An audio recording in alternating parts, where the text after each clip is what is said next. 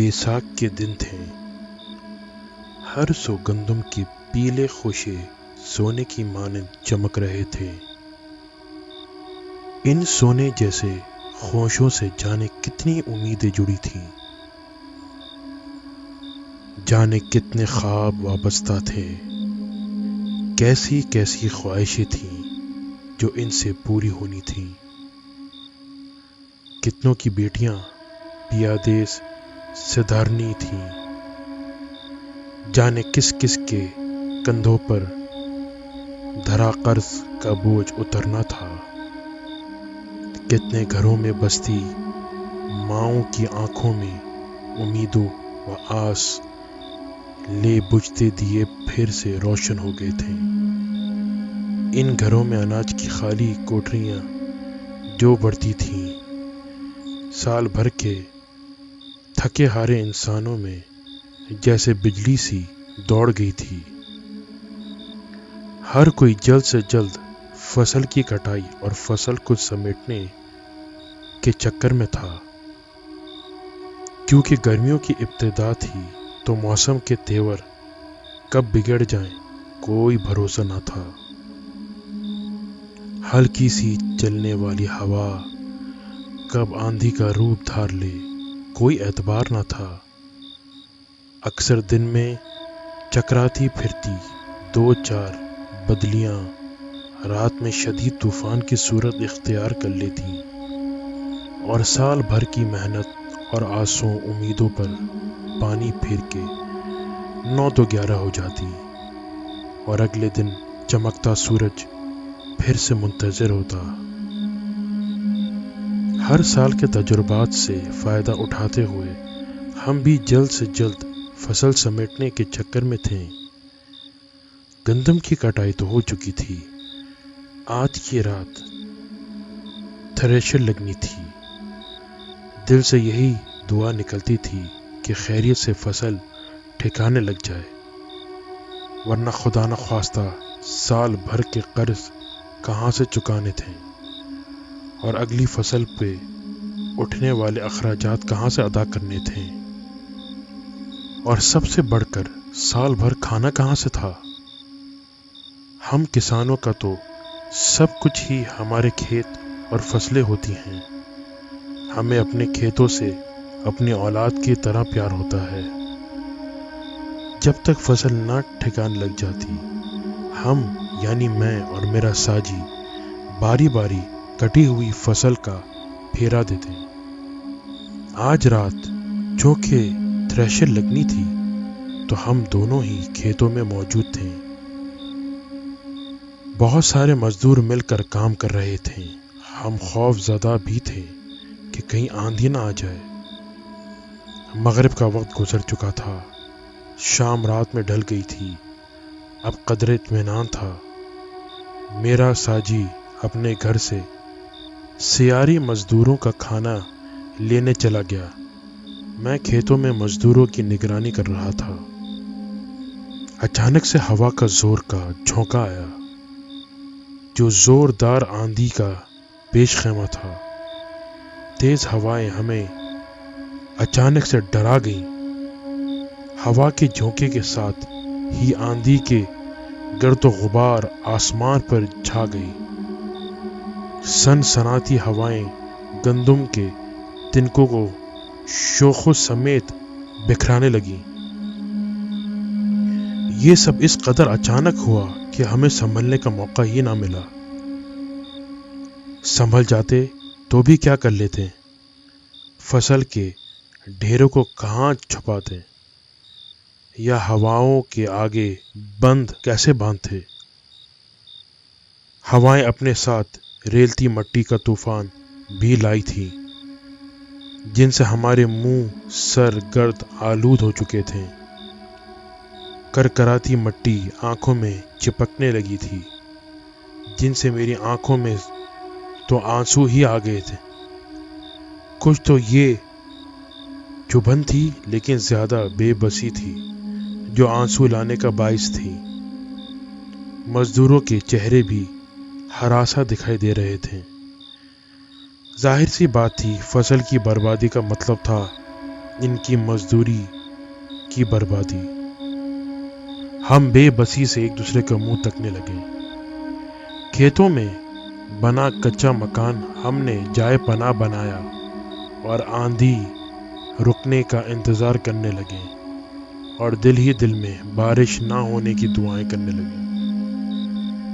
فصل کے تنکے ہوا میں بکھرتے جا رہے تھے، اور ساتھ ساتھ ہماری امیدیں، آرزوئیں اور خواب بھی بکھرتے جا رہے تھے کہ اچانک زور کی بجلی چمکی اور ہر طرف روشنیوں کا جھماکا ہوا۔ ہر سو روشنی چھا گئی اور پھر روشنی غائب۔ خدا خدا کر کے آندھی کا زور ٹوٹا۔ اتنے میں میرا ساجی آندھی طوفان کے مانند موٹر سائیکل بھگاتا ہوا نظر آیا۔ وہ ہمارے قریب آتے ہی بائک سمیت زمین پر ڈھیر ہو گیا۔ ہمیں کچھ سمجھ نہ آیا۔ اس کے قریب جا کے دیکھا تو وہ بے ہوش ہو چکا تھا۔ اس کے بال پوری طرح گندے تھے، ہونٹ پپڑی زدہ، سر سے لے کر پیروں تک گرد آلود مٹی سے بھرا۔ ہم مل کر اسے ہوش میں لانے کی کوشش کرنے لگے۔ ہوش میں آنے کے بعد اس نے اپنے ساتھ بیتی ہمیں سنائی تو ہم حیرت میں دنگ رہ گئے۔ اس بات کو اس کا وہم بھی نہ کہہ سکتے، کیونکہ اس کی حالت اس کی سچائی کی گواہی دے رہی تھی۔ دراصل ہوا یہ کہ ساجی ابھی گھر پہنچا ہی تھا کہ تیز ہوا کے جھونکے نے اسے بھی ہماری طرح حواس باختہ کر دیا۔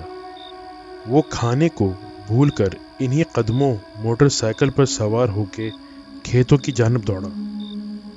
جس راستے سے اس نے گزر کے آنا تھا، اس راستے میں ایک ویران کھنڈر نما مکان تھا، جس کے بارے میں لوگوں کا خیال تھا کہ وہ آسیب زدہ ہے۔ اس کھنڈر تک پہنچتے پہنچتے آندھی زوروں پر آ چکی تھی۔ اس نے سڑک کنارے ایک بوڑھے اور بڑھیا کو دیکھا جو ہاتھ کے اشارے سے اسے روک رہے تھے۔ ساجی کو ان پر ترس آ گیا کہ اس طوفان میں یہ بوڑھے لوگ جانے کہاں جانا چاہ رہے ہیں۔ یہاں یہ میں بتاتا چلوں کہ میرے ساتھی کا نام دلاور ہے۔ تو دلاور نے ان کے قریب لے جا کر موٹر سائیکل روک دی۔ کہاں جانا ہے بزرگوں؟ دلاور نے ان سے پوچھا تو انہوں نے ہاتھ سے اسی جانب اشارہ کر دیا جس جانب دلاور جا رہا تھا۔ ان کے اصرار بھری خاموشی دلاور کو کھٹکی، لیکن اس نے اس خاموشی کو ویرانے اور آندھی کا خوف جانا۔ بہرحال دلاور نے ان دونوں بزرگوں کو اپنے موٹر سائیکل پر بٹھا لیا۔ انہیں بٹھانے کے بعد ابھی وہ چلا ہی تھا کہ اسے اپنی موٹر سائیکل وزنی ہوتی ہوئی محسوس ہوئی۔ جوں جوں وہ آگے بڑھتا گیا تو وزن بڑھتا گیا، یہاں تک کہ موٹر سائیکل کا چلنا دشوار ہو گیا۔ اس نے حیرت سے پلٹ کر دیکھا کہ سوکھے سڑے نظر آنے والے بوڑھے اور بڑھیا کا وزن اس قدر زیادہ کیسے ہو گیا کہ موٹر سائیکل کا چلنا مشکل ہو گیا ہے۔ لیکن پلٹ کر دیکھنے پر وہ حیرت سے دنگ رہ گیا، کیونکہ ان دونوں کی ٹانگیں اس قدر لمبی ہو چکی تھیں کہ موٹر سائیکل کے ساتھ ساتھ زمین پر گھستی ہوئی جا رہی تھیں۔ ان کے پاؤں وہیں کے وہیں تھے جہاں سے دلاور نے انہیں موٹر سائیکل پر بٹھایا تھا، لیکن موٹر سائیکل کے آگے بڑھنے کے ساتھ ان کی ٹانگیں لمبی ہوتی جا رہی تھیں اور وزن بھی بڑھتا جا رہا تھا۔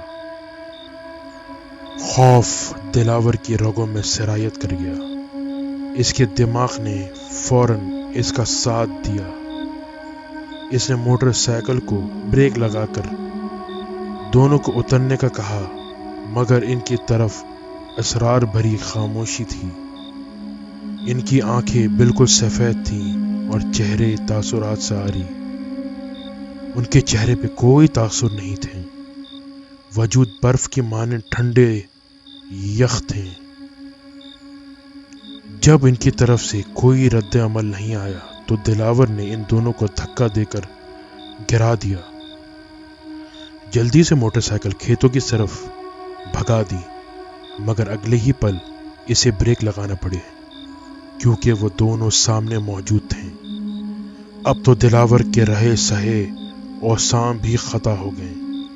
इसने जल्दी से मोटरसाइकिल पीछे मोड़ दी और अपने घर की तरफ बढ़ने लगा, लेकिन वो दोनों फिर से सामने मौजूद थे। इसने मोटरसाइकिल खेतों की जानिब मोड़ दी, वो फिर सामने मौजूद थे। दिलावर समझने से कासिर था और परेशान था कि आखिर ये चक्कर क्या है। अपना आप को संभाला, खौफ को दिल से निकालकर सोचा कि शायद ये दोनों जिन्नात की कौम से हों और कहीं जाना चाह रहे हों, तो क्यों ना हिम्मत करके इन्हें इनकी मंजिल तक पहुंचा दिया जाए, वरना ये पीछा छोड़ते नजर नहीं आ रहे हैं और ना ही दूर दूर तक किसी इंसान का निशान था जो उसकी मदद करता। इसने मोटरसाइकिल इनके करीब रोक के पूछा कि आखिर वो कहाँ जाना चाहते हैं, मगर जवाब नादार था। वो दोनों खामोशी से फिर मोटरसाइकिल पर सवार हो गए। दिलावर ने मोटरसाइकिल चला दी, लेकिन फिर से वही अजीब हरकतें शुरू हो गईं। अब के तो टांगों के साथ इनके हाथ और बाजू भी लंबे होने शुरू हो गए। वजन बढ़ने से मोटरसाइकिल चलाना दुश्वार हो गया। गर्ज जब तक आंधी का जोर नहीं टूटा, दिलावर के साथ यही तमाशा होता रहा। कभी वो दोनों सामने मौजूद होते तो कभी इसकी मोटरसाइकिल पर सवार हो जाते। आंधी थमी तो वो दोनों गायब हो गए और दिलावर ने बड़े हौसले से मोटरसाइकिल चलाई और खेतों तक पहुंचाकर यहाँ आते ही हौसला हार दिया और खौफ के गलबे से बेहोश हो गया। बाद में कई दिनों तक वो तेज बुखार में झुलसता रहा। वक्त के साथ साथ वो नॉर्मल हो गया, मगर आज भी वो इस अजीब ज़दा रास्ते से रात के वक्त गुजरते हुए घबराता है। लेकिन एक बात की समझ नहीं आ सकी कि आखिर वो दोनों चाहते क्या थे। इन्होंने दिलावर को कोई नुकसान नहीं पहुंचाया, बस खामोशी से मोटरसाइकिल पर सवार हो जाते हैं। शायद अपने मनपसंद मौसम में वो मोटरसाइकिल की सवारी का मजा लेना चाहते हों। आप क्या कहते हैं इसके बारे में? प्लीज नीचे कमेंट में लिखें। और फिर वो दोनों मोटरसाइकिल से उतर गए। दिलावर इन्हें टकटकी बांधे देखता रहा कि इतने में बूढ़े की आवाज सुनाई दी, जा, चला जा, भले का भला होता है, खुशी खुशी चला जा। हमदर्दी और दुआएं काम आ गईं।